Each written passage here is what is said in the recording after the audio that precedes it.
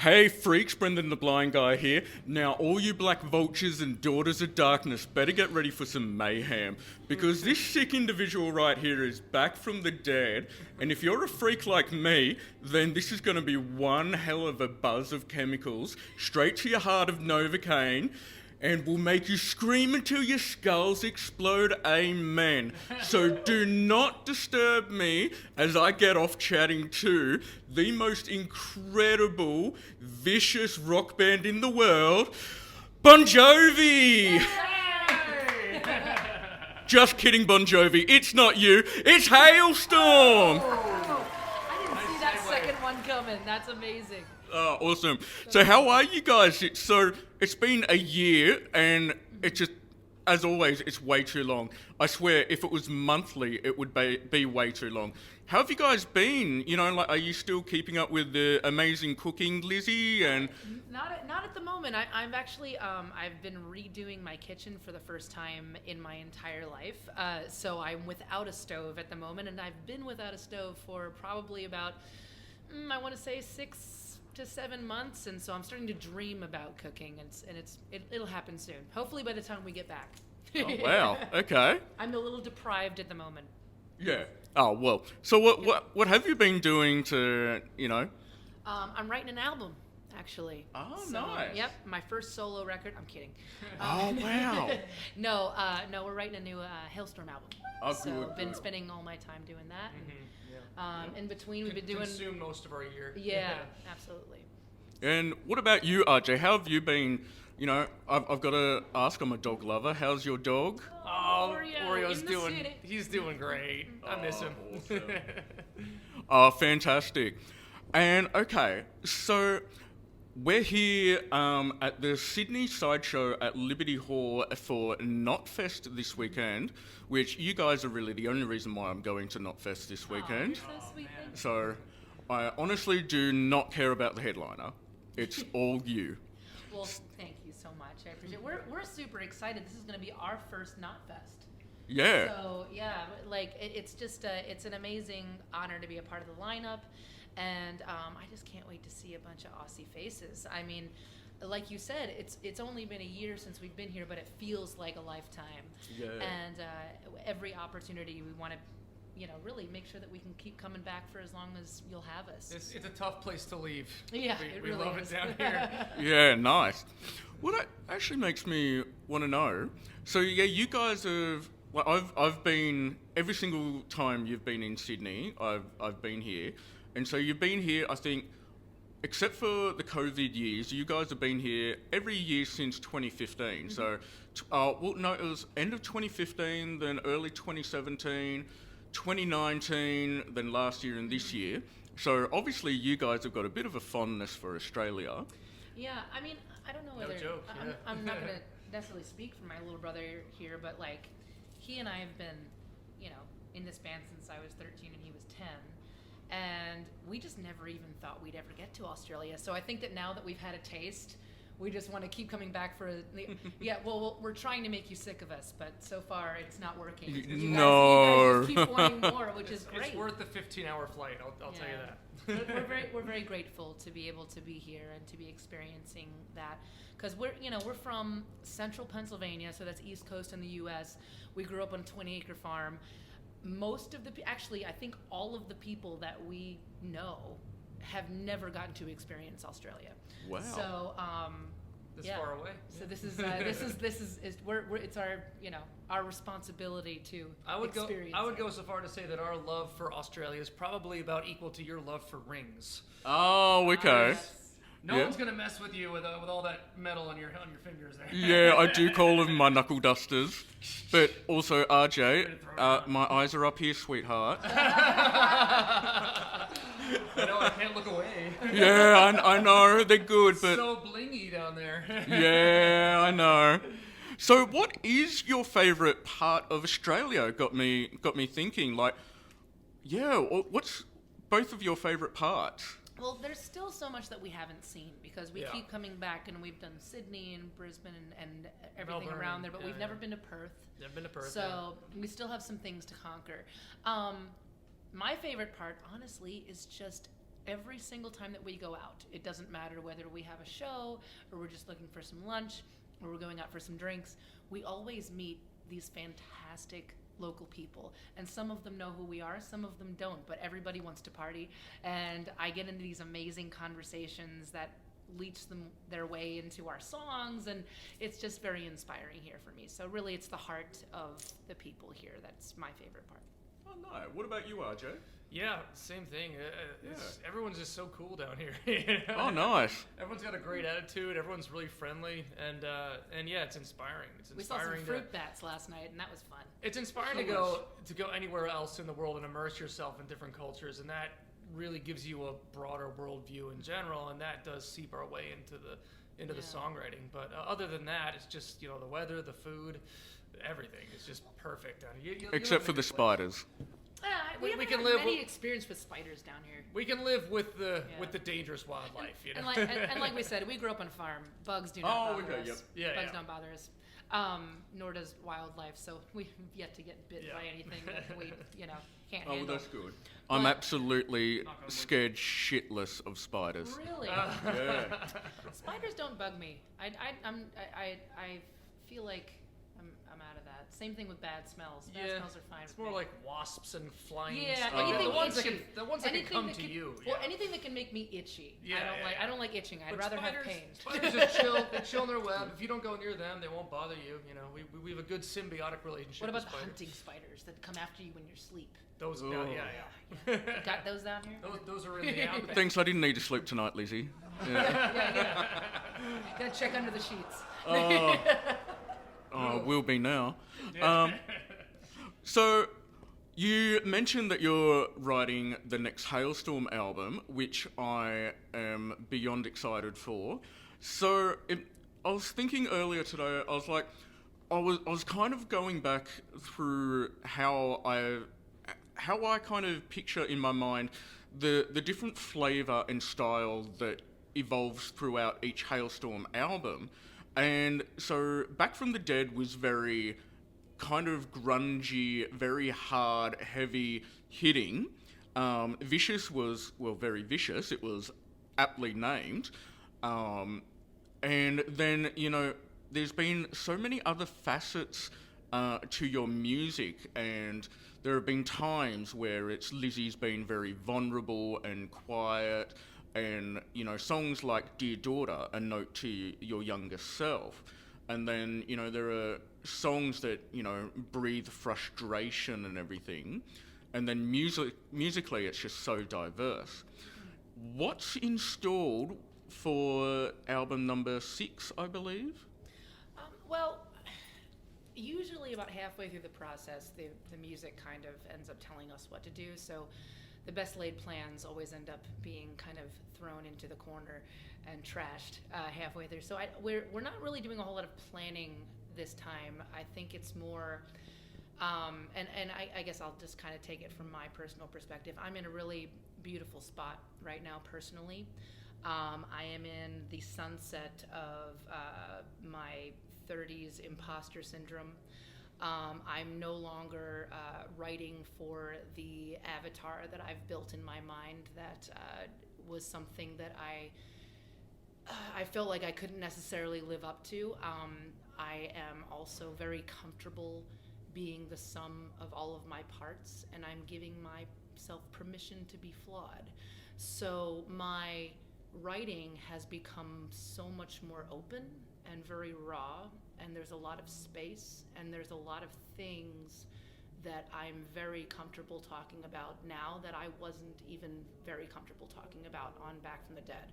So from my perspective, I'm writing in my truest self, and I think that it just comes with, it's not such a shock because that comes with age and experience,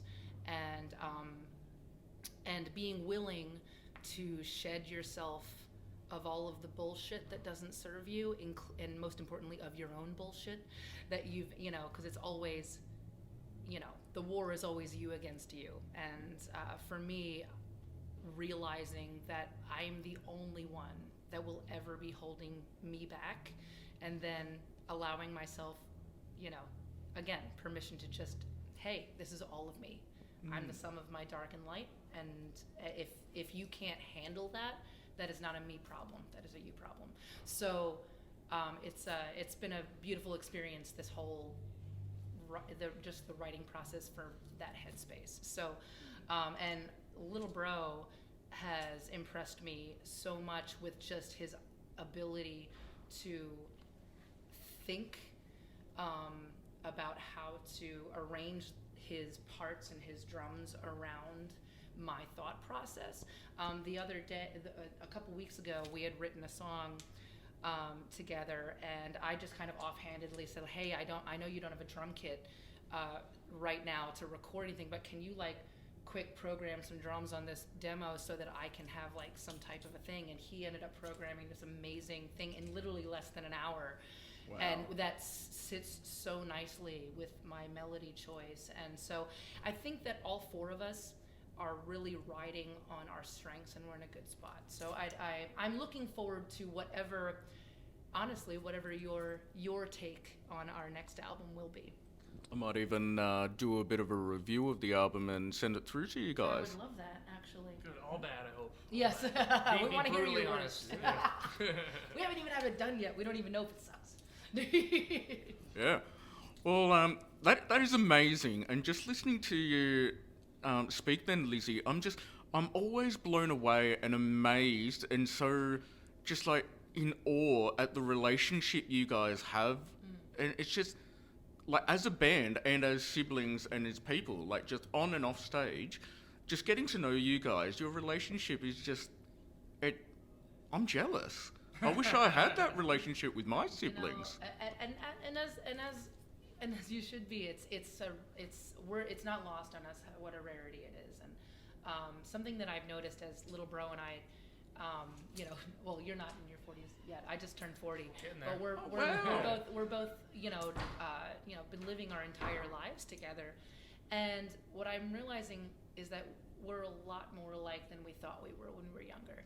And in a lot of ways, we're both kind of coming back to this weird symbiotic, almost when we were 9 years old again, living on a cabin, and it was just the two of us.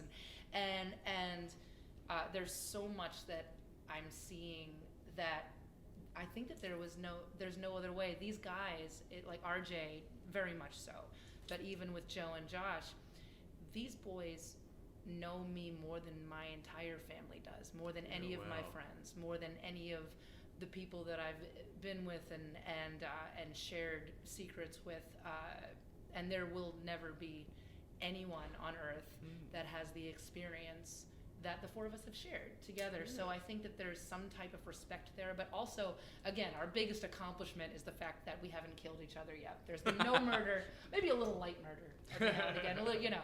But a little emotional damage, you know, a little psychological murder. But it's healthy. But yeah, exactly. We got to keep each other on our toes, right? Yeah. And I just got to say, Lzzy, that you're saying you just turned 40. You don't look a day over 21 to me. Oh, thank you so much. I appreciate it. Okay, well. I'm taking that one to the grave. Oh. It's a good one. Yeah, I make fun of my eyes better than anyone can. So. But from your perspective, we look good. Yeah. Oh yeah, always, and always. That's the only perspective that matters. Yeah. To be honest, yeah. So, you're saying you're in a really good place at the moment, Lzzy, which is amazing. But as we know, there are times in life where shit happens and you go through some rough times. Like lately for me has been a really dark, rough time, and my mental health has just been all over the place. So, but anyway, I'm here, I'm with you guys, that's the main thing. So, basically, I want to know, one, you mentioned the Imposter Syndrome, if you don't mind me asking about that, and how you kind of personally and reach out to others help kind of deal with that, and also your own struggles, RJ. Would you like to go first? I've been Sure. Sorry, I know that was a little bit kind of back. Yeah, no, it's all good. Yeah, I mean, I think that we're kind of maybe on a similar wavelength.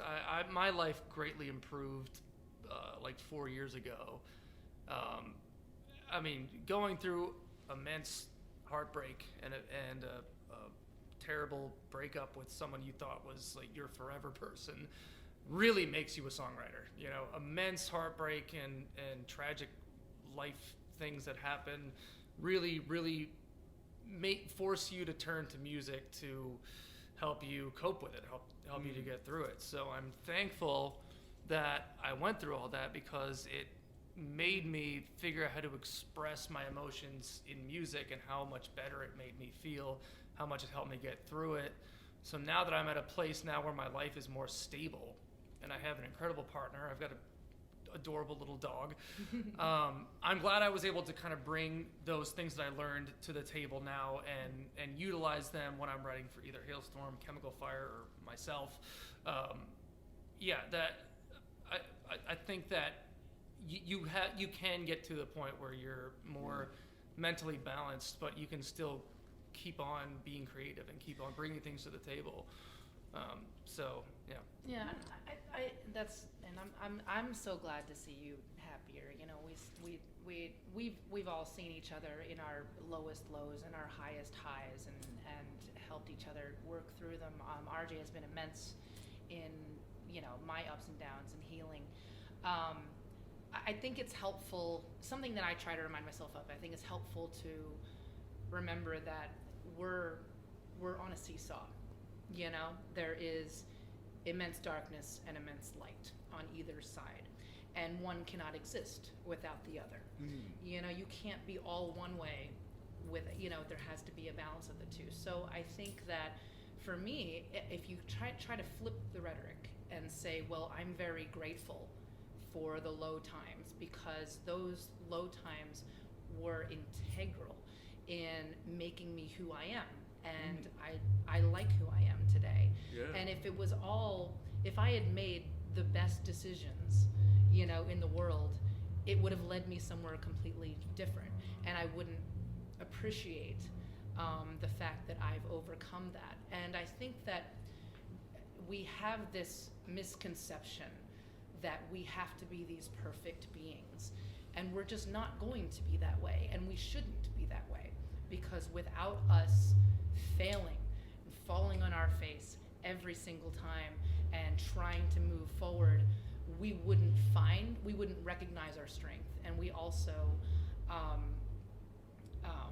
where am I trying to go with that? Well, I think the best thing that we can do for any record that we go into is... I'm not even talking about music. Fuck the music. Oh, okay. Just in general. In general, just mental health, just like being Well, here. I think the most way to mentally benefit from what we do for our job is to just go into it being as real and honest and vulnerable as possible. And I think that over the years we've gotten better at not trying to be something, but just realizing that the best thing that we can be is ourselves, and write about what we really go through. And in a selfish way, like on a personal level, regardless of whether we're musicians, songwriters, rodeo clowns, or strippers, or whatever we want to be, I think that it's important that nobody's expecting you to be perfect, because nobody is.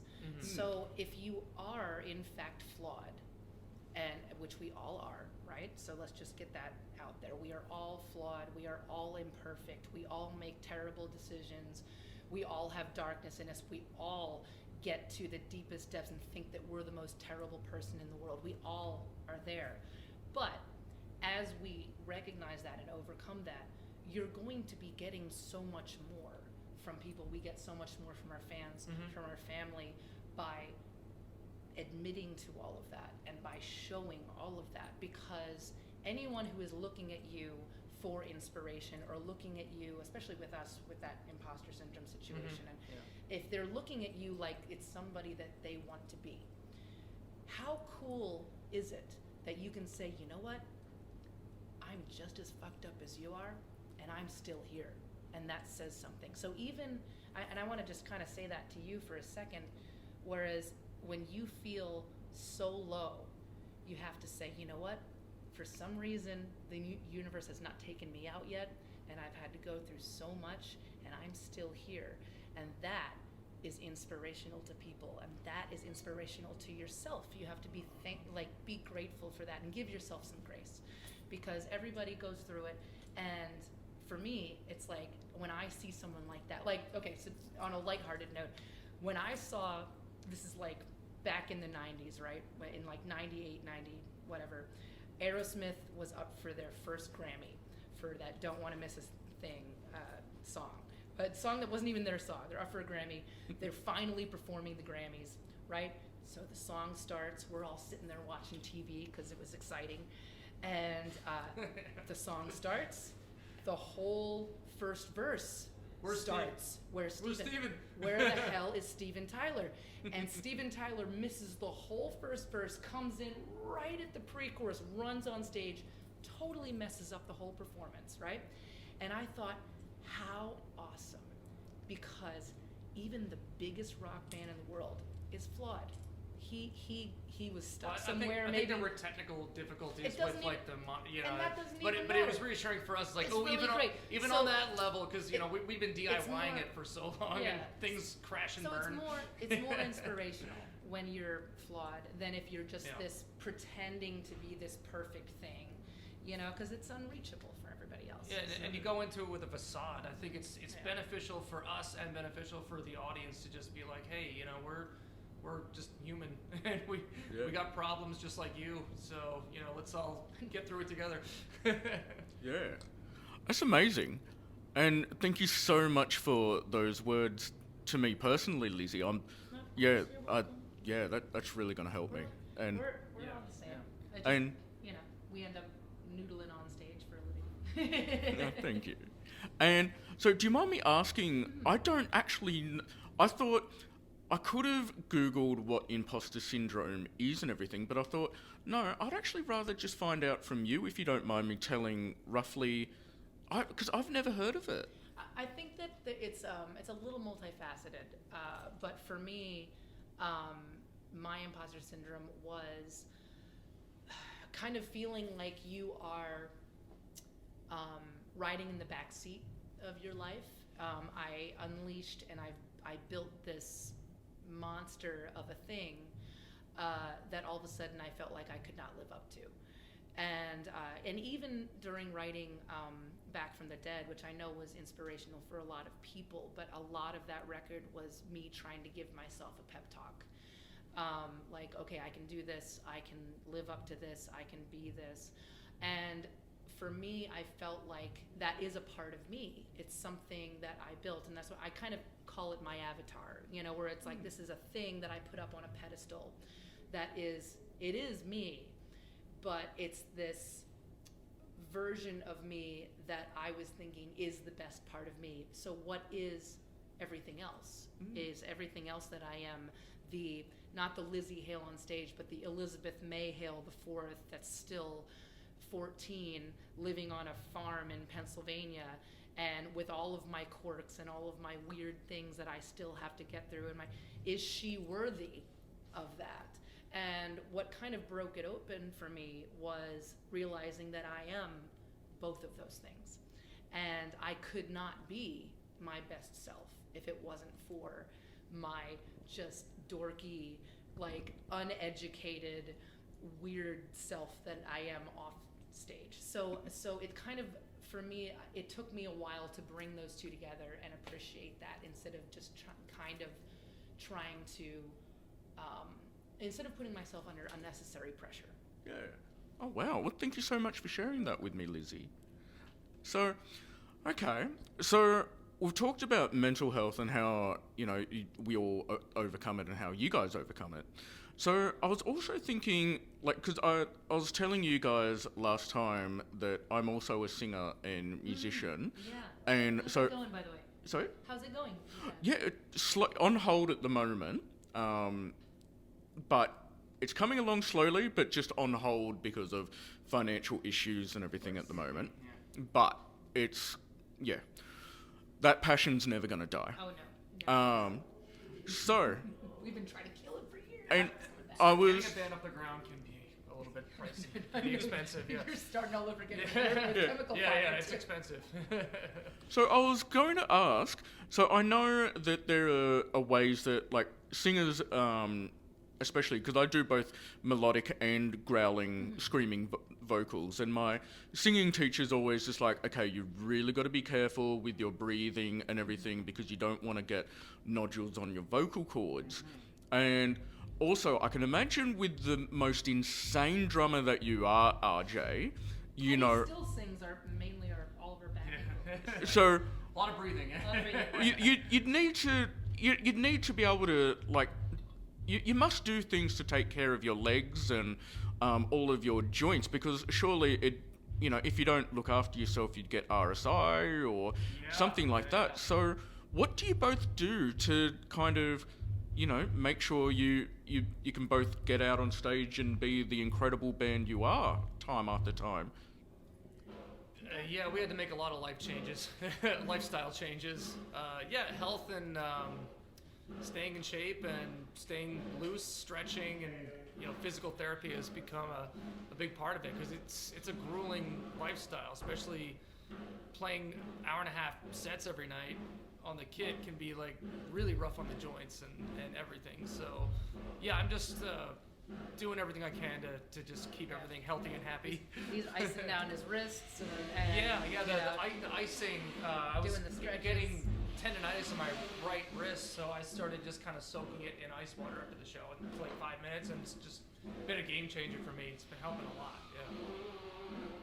Yeah. And okay, so do we have time for one last question? Really? Cool. Seriously. All right. Not you. Sorry, Joe's in the. So it's time for my favourite question of all, and that's right, people. We can't leave it without doing what the fuck time. So I've asked you guys about what the fuck stories from your music career before, and you've shared some amazing stories. But seeing as the festival's coming up on Saturday, have there been any what the fuck moments at a festival that you guys have been to that you can think of? Oh, crowd surfing Santa Claus. Oh yeah. A lot of really? crowd. We've had a couple crowd surf, and also at I think it was Download. There was everybody was like on their, or something like that. There was like a hole that opened up in a mosh pit, and there was a guy dressed like Jesus, just right in the middle of it, just like doing So this. we did our song Steeple, Yeah, right? Whoa.